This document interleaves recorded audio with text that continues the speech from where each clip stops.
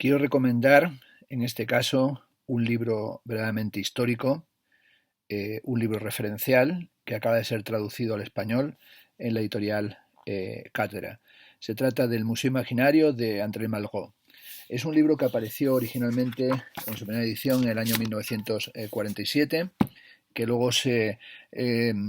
hizo una segunda edición en el año 1951, que se incluyó en el libro Las voces del silencio, y luego se completó en el año 63 para fijarse la última edición en el año 1965, que es esta que yo tengo, la que apareció publicada en la colección Folio. Bueno, es un libro del que se ha hablado muchísimo, me parece un tanto absurdo hacer esta reseña o este comentario, pero sí lo quiero hacer dado que acaba de aparecer esta versión en español, bueno, con 50 o más años de retraso. No hay mal que 100 años dure y evidentemente pues por lo menos tenemos que felicitarnos con que aparezca esta publicación en un formato además, como veis, bastante generoso, colocando en la portada la famosa fotografía de André Malraux con las fotografías desplegadas en el suelo, acodado sobre un piano y contemplando ese inmenso atlas de imágenes que constituyen el Museo Imaginario. Es una fotografía esta que ha servido para que muchos escribieran en torno a ella. Recordaría en esta ocasión, por ejemplo, el ensayo de Douglas Crimp sobre las ruinas del museo, en el que parte precisamente de esta imagen de André Malraux contemplando las imágenes de este libro. Bueno, el libro en la edición que tenemos aquí en nuestras manos, en la edición española de la editorial Cátedra, tiene un prólogo muy interesante de Diana Wessler, y la traducción es traducción de María Cóndor. El prólogo de Diana Wessler se titula La metamorfosis de la mirada y comienza precisamente comentando esa fotografía del año 1953 de la revista Paris Match que le hace a André Malraux, y también señalando cómo el Museo Imaginario es un trabajo del que André Malraux hablaba como un proceso que no es afirmativo, sino que en realidad es una interrogación, y es una interrogación sobre los modos de ver y sobre todo sobre cómo gravita el pasado en el presente y qué tipo de sensibilidad tenemos con respecto a lo acontecido en la tradición y cómo desde el presente releemos continuamente lo acontecido en el pasado. Diana Wissler se plantea la cuestión de cómo podemos vivir hoy este museo imaginario de Malraux en un momento de la googlización, en un momento de la computación, de toda la reticulación que se plantea a través de los sistemas conectivos y de comunicación contemporáneas, y cómo nos relacionamos hoy con ese pasado que está continuamente sometido a reinterpretación. Para André Malraux era fundamental o era decisiva el carácter que iba a imprimir a los estudios de la historia, el uso de la fotografía y sobre todo cómo ese uso de la fotografía iba a poner en crisis los propios fundamentos de la razón occidental, iban a permitir un tipo de revisión histórica absolutamente diferente, y cómo la historia del arte iba a ser a partir de ahora la historia de lo fotografiable, y sobre todo cómo Malraux reivindica la fotografía como algo que permite una aproximación a la historia del arte tanto sensible cuanto intelectual y que nos permite comprender y revelar el fundamento del acto creador. También otra de las cuestiones que le va a interesar a través de todo este libro a André Malraux es cómo el arte va metamorfoseándose y cómo nosotros tenemos que asistir a ese proceso de cambio y de metamorfosis, y cómo la museografía establece una unidad cerrada, establece un corpus articulado allí donde lo que se produce es fundamentalmente un proceso de cambio, y cómo el museo va borrando el contexto de las obras y va mezclando, como dice de una forma muy gráfica, una cruz con una escultura, pero sobre todo también cómo de repente el museo hace que un crucifijo sea comprendido como una escultura. Entrando así en una cierta aproximación rapidísima, espero hacer una recomendación corta al libro de André Malraux, en el caso de la edición que tengo en mis manos se han añadido imágenes que evidentemente Malraux no pudo haber metido en su publicación, como sería la del Museo de Arte Romano de Mérida, que es la primera de las imágenes que aparece en la edición española, cuando en el caso del libro de André Malraux en su edición original, las primeras imágenes que aparecían era la de unas imágenes en el Museo Correr y el gabinete de Teniers que se encuentra en el Museo del Prado. Es algo que no he entendido muy bien, un cierto movimiento o unos ciertos cambios en las imágenes en la edición española, que tiene la ventaja respecto a la que yo he enseñado ahora a la francesa, que aquí las imágenes se encuentran como imágenes a color, aunque yo creo que habría que haber ajustado bastante a la maquetación de lo que era la edición original del Museo Imaginario de André Malraux en su edición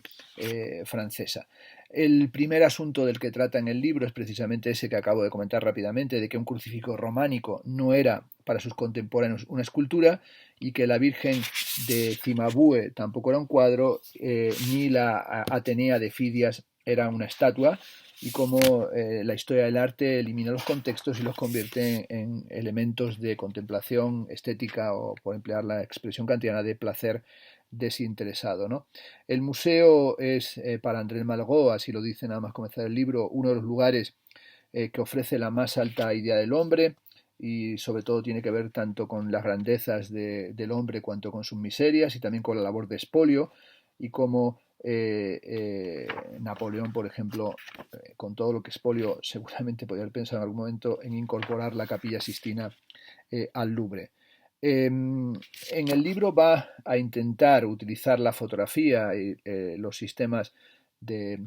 fijación de las imágenes para crear un museo en el que pudiéramos suplir las lagunas de la memoria, y sobre todo este museo imaginario es como una suerte, dice el, de incompleto cotejo de lo que habrían sido los auténticos, o de lo que son los auténticos museos, ¿no? Esos auténticos museos por los que va a circular el libro de Malraux, tratando cuestiones como sería la línea y el contorno en los retratos del Renacimiento, sus aproximaciones a Filippo de Lippi o a la Gioconda de Leonardo da Vinci, pero también las formas de la armonía y la construcción de la pintura, que en algunos momentos aparece, por ejemplo, de la mano de la cita de Pascal, con aquella idea de que la pintura es un arte de la vanidad, ¿no? Que quiere que admiremos algo que solamente es el parecido de la cosa y nunca la idea ni la realidad de la cosa sustantiva. Pero sobre todo André Malraux va a hacer una defensa apasionada del arte como la de un mundo creado para el placer de la imaginación. En ese mundo creado para el placer de la imaginación, vamos viendo cómo va colocando sus obras más amadas, ¿no? Como sería el caso del Éxtasis de Santa Teresa, que está en Santa María de la Vittoria, en Roma, o la Olimpia de Manet, y cómo va buscando esa idea de la pintura de la mano de Walter Pater como una construcción de una ficción, pero sobre todo como el museo imaginario aparece como algo que viene a establecer un límite a esa llegada de un arte contemporáneo que destruiría el poder de la ficción.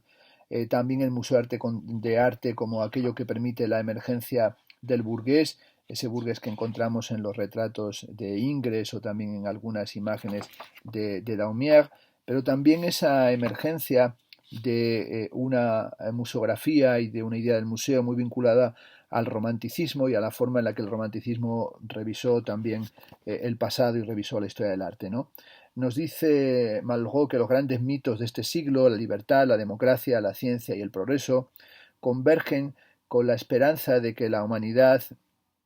haya mejorado desde que salió de las catacumbas, y sobre todo cómo el arte ha sido capaz de ofrecernos imágenes de viveza allí donde parece que solamente fuera a reinar el mundo de los muertos, ¿no? Y sobre todo cómo los artistas han construido un destino y ayudan a soportar la angustia del hombre abandonado, que es algo que comenta en el segundo de los capítulos,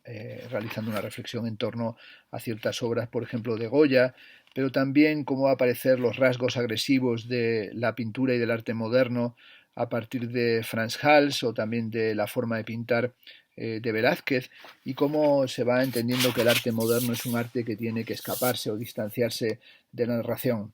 Para que el arte moderno aparezca, considera sustantivamente Malraux, tiene que desaparecer la narración y tiene que imponerse un arte ajeno a lo literario, y sobre todo como un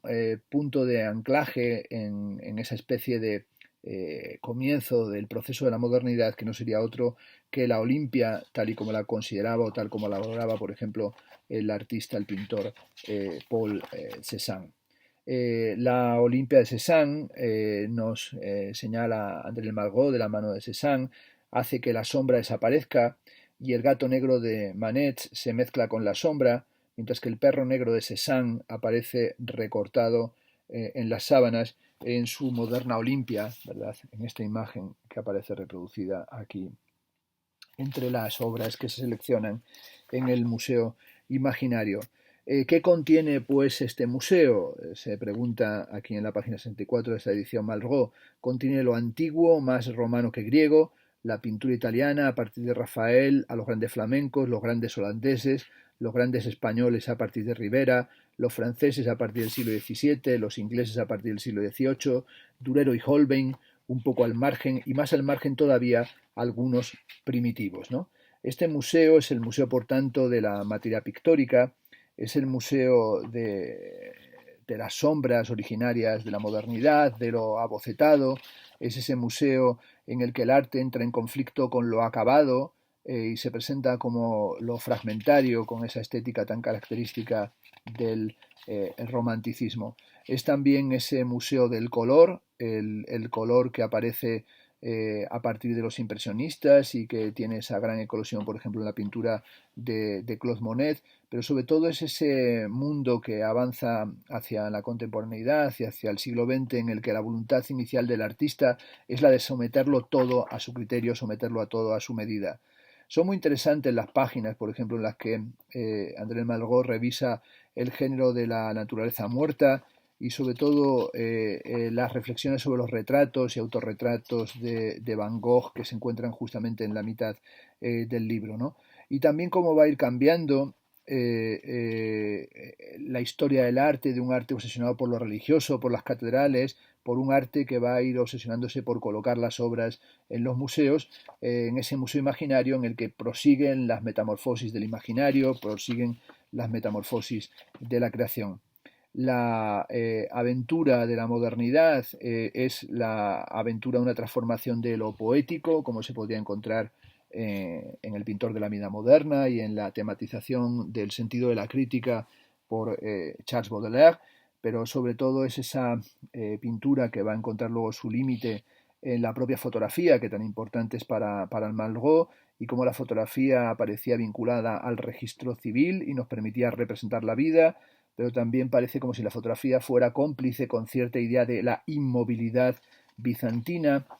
para luego volver a entrar en los problemas de la representación o de la construcción de una cierta idea de la narratividad. Se fotografía, o el uso de la fotografía que propone André Malraux es fotografiar para ordenar o fotografiar para plantear una disposición reflexiva y sobre todo esa idea de la fotografía que nos permite acercarnos a universos representativos y artísticos de los que estamos muy distanciados, que le permite, por ejemplo,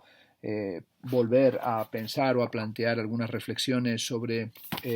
la Dama de Elche o plantear también una reflexión como hace sobre el arte mesopotámico en las páginas siguientes o acercarse al arte japonés del siglo V o al arte etrusco o al arte micénico, que son páginas, verdad, también centrales de este libro. Es un libro que, como digo, llega ya tarde a nuestras manos, que llega con todo lo que se ha ido añadiendo a la propia interpretación de las posiciones de André Malraux, de esa vinculación que se hace continuamente entre el museo imaginario y la obra de arte en la época de su reproductividad técnica de Walter Benjamin, y también cómo para cada uno la reproducción genera procesos diferentes, mientras que en Benjamin la reproducción técnica hace que desaparezca el aura, el aquí y el ahora de las obras de arte, su dimensión de testificación histórica. Sin embargo, para Malraux permite realizar una contextualización y así nos dice que la reproducción no rivaliza con la obra maestra, sino que la evoca y la sugiere, y la historia del arte va a beneficiarse de esta condición de lo que puede ser fotografiado, de lo que es fotografiable. La civilización del libro va a constituida por la civilización de lo fotográfico, de lo cinematográfico, nosotros diríamos de lo computacional, aquel mundo de las grandes vidrieras góticas, y también de las teselas y de los libros de ilustraciones, de los tapices, como serían también La Dama del Unicornio, que se encuentra en el Museo de Cluny, van a ir siendo sustituidos progresivamente con las formas de construcción de la modernidad y de la contemporaneidad que conducen siempre a ese punto de inflexión que es la Olimpia, tal y como la interpreta en este libro André Malraux, ¿no? Eh, el museo plantea una continuidad histórica, sin embargo el museo imaginario es un salto eh, complejísimo y como una especie de laberinto que se va desplegando, trenzando, volviendo más barroco a medida que se va avanzando a través de él, en el que se intenta pensar el pasado, pero también a veces resulta difícil encontrar el hilo y sobre todo es como señala en la página 139, no tanto la presentación de un único estilo, sino la presentación dispersa de una serie de cuestiones y de esta forma este museo, el museo imaginario, no es un museo de una tesis, no es el museo de la afirmación, sino que es el museo del cuestionamiento. Y este museo del cuestionamiento que nos trae un mundo de colores, un mundo fotografiado, un mundo reproducido, en el que el museo imaginario permite que el arte sea más inteligible, pero sobre todo permite que comprendamos la metamorfosis de las obras de arte, desde el arte mexicano hasta el arte románico, del arte griego al arte del siglo XVIII, de Grecia a nuestro tiempo. Es por tanto un libro que trata sobre los vectores de la civilización, pero sobre todo con la búsqueda de una armonía que al final se convierte en un arte del fragmento y cómo sobre todo todo ese arte que se va componiendo y descomponiendo nos presenta un mundo que es un mundo que tiene algo de expresivamente irreal, pero sobre todo que va generando una singular transformación poética como esta en la que yo mismo he tenido que fragmentar mi comentario con una llamada de teléfono, ¿no? La pintura, decía Leonardo da Vinci, es una poesía que se ve y todo este libro es una narrativa, una especie de aproximación poética a este arte plural, cambiante continuamente, que en algunos momentos parece que estuviera la sensibilidad de Malraux más que nada cerca de un cierto manierismo. En las últimas páginas del libro habla a Malraux como el arte tiene que mantener siempre esa condición poética y cómo el poder demiúrgico de los artistas es el de la apertura de lo irreal, la generación de un mundo de ilusiones que no es meramente el mundo del trampantojo, sino que es ese mundo que nos pone en relación con la sombra, con el doble, con lo que no hemos sido capaces de comprender. Mientras estaba volviendo a leer este libro, en este caso en su edición, como digo, española, me pareció muy interesante las consideraciones que hacía hacia el final sobre la cuestión del marco y del retablo, como algo que pondría en relación con el libro de Víctor Stoichita, La invención del cuadro, y nos habla del retablo de la Virgen de Nicolás Francés, que está en el Museo del Prado, y también del retablo de los Siete Sacramentos de Roger van der Weyden, que está en el Museo Real de Amberes, en los que el propio espacio arquitectónico es un espacio de enmarcado y cómo el papel del marco del retablo es fundamental en la construcción del cuadro religioso en sus lugares de culto, pero cómo a partir de la naturaleza muerta va a ir introduciéndose esa dimensión de la pintura portátil y de la pintura enmarcada, que es algo que desarrolla a lo largo de toda su tesis doctoral Víctor Stoichita en el libro que luego se tradujo al español en la editorial Serval. El libro va en sus últimas páginas aproximándose al arte del siglo XX y así de esa manera hace combinaciones, ¿verdad?, entre el retrato de Ambroise Vollard de Pablo Picasso, San Juan Bautista de Leonardo da Vinci o la cabeza de ángel que está en el Museo del Louvre de este mosaico, y a través de estas imágenes conduce hacia el último momento del libro, que serían la comparación entre las meninas de Velázquez y las meninas de Picasso que se encuentran en el Museo Picasso de Barcelona, y cómo se va transformando la propia idea de la representación y la reflexión del arte moderno con respecto a, a la pintura del pasado. Bueno, el libro eh, termina literalmente con unas consideraciones sobre lo aurático religioso y la desaparición del aurático en el ámbito de la pintura religiosa y la reaparición de un ámbito para el arte de presentación de lo irreal y cómo a partir del impresionismo comenzaron a desaparecer los marcos en esa ampliación del campo de lo pictórico, como si interesara ya más el margen de la pintura que la propia pintura y no hubiera un contenedor posible para el ámbito de la expresión artística, y cómo este departamento del Museo Imaginario se va volviendo cada vez más extenso y se llena de todo tipo de obras, de todos los estilos y de todos los momentos de la civilización, para convertirse en un proceso en realidad inacabable que permitiría incluir todas las obras, desde la Olimpia hasta Pollock, pero también desde Pollock hasta las pinturas de tierra, hasta el arte de los aborígenes. En las últimas páginas del Museo Imaginario nos habla de este mundo de metamorfosis, de este museo de lo irreal que remite a la totalidad de las obras conocidas, originales, pero también a las reproducciones de todas esas obras, y cómo el Museo Imaginario está buscando un significado profundo de las obras y al final viene a sugerir, mientras está comentando las grandes bañistas de Paul Cézanne, que tal vez una base de todos los procesos de metamorfosis y cambio de las obras de arte sea su profunda relación con la muerte, pero también como el arte nos habla de un proceso de algo que parece que está fuera del tiempo, como una imposición de presencia, como si se resistiera a la corrupción y a la desaparición que es inevitable en el mundo, ¿verdad?, y en los seres vivos. El alma de una civilización, señala Malraux, está ligada a su relación fundamental con el universo, y el mundo está hecho de olvido, y sin embargo el museo quiere que se mantenga la memoria. La obra maestra no mantiene un monólogo soberano, sino que impone el intermitente e invencible diálogo de los resurgimientos. El Museo Imaginario nos habla, por tanto, de la deriva del arte vivo, pero sobre todo de la relación que tenemos que tener, evidentemente, con el pasado. En 1910 se creía que la victoria de Samotracia, tras ser restaurada, recuperaría su oro, sus brazos y su trompeta, y sin oro, dice, sin brazos y sin trompetas, recuperó su proa y encontró su sitio en la alta escalera del Louvre, que domina como un heraldo de la mañana. No la elevamos hacia Samotracia ni hacia Alejandría, sino hacia una acrópolis ejemplar. Esa acrópolis ejemplar es evidentemente el museo. Esta visión omniabarcante del museo tiene al final, en las últimas páginas, un último apunte, y es que los lenguajes del arte